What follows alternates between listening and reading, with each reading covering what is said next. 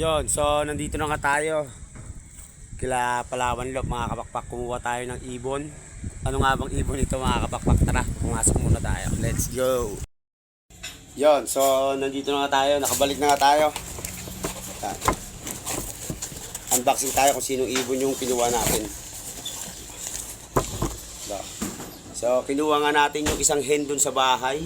Ito nga pala ay nanay ng ating first overall champion of color at fourth overall champion young bird. Ano? Joston din ito, mga kapakpak. Galing to kay Tol Johnson Febre. So ipapares nga natin to kay Puyo dahil yung asawa nga ni Puyo is nawala. So si Puyo kasi ilalaro nga natin next race sa Royal Rumble, mga kapakpak. So tara, bibigay na natin siya. Let's go. So ayan na, mga kapakpak. Sakto, sumasagot na, mga kapakpak ko.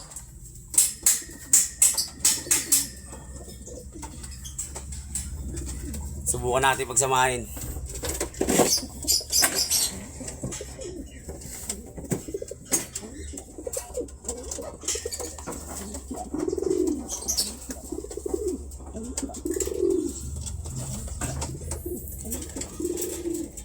Yun, so may asawa na naman si Puyo, mga kapakpak. May itutos na natin to.